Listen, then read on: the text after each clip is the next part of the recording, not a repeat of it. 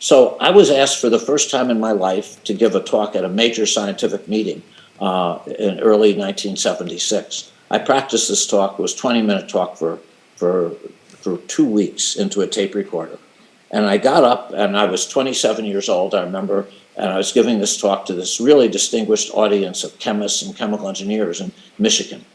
And I thought at the end of the talk, I actually did okay. I didn't forget too much what I was going to say. I didn't stammer too much. So I thought when I was done with this talk, all these older scientists being nice people, they would want to encourage me, this young guy. But when I got done, I stepped off the podium and a whole bunch of them came up to me and they said, "We don't believe anything you just said."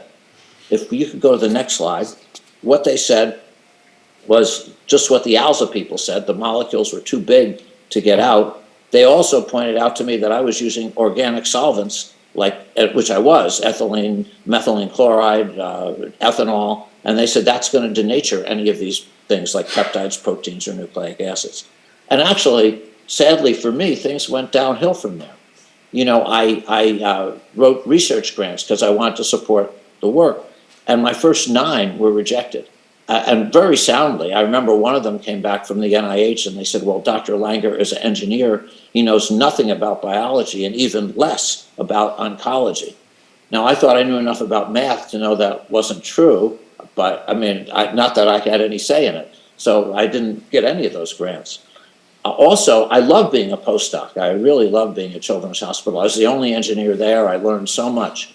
But you know, a lot of my friends, they start saying, Bob, probably you shouldn't spend your whole life doing that.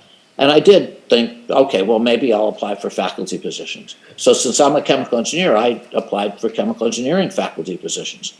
And no university in the world would hire me. They actually said the opposite, or not the opposite of NIH. They said, well, an engineer doesn't do experimental bio work. I mean, you know, they should be doing energy or math, but the stuff that I was proposing made no sense to be done in a chemical engineering department. So I ended up getting a job in the nutrition department. I think I got it because the head of that department, Nevin Scrimshaw, a very famous MIT professor, he was kind of like what I'd call a benevolent dictator kind of professor. Sometimes they have that at MIT. Nevin, you know, he was a great man, but he liked me, so he offered me a job as an assistant professor. But he didn't ask anybody else in the department what they thought, which might have been okay except for one thing, which was the year after I joined the department, he left. So a lot of the senior faculty decided to give me advice. Their advice is I should leave too. In fact, on the next slide, this is a couple of years ago, I got some award, and they asked Mike Marletta, he was a professor in the nutrition department along with me at the time.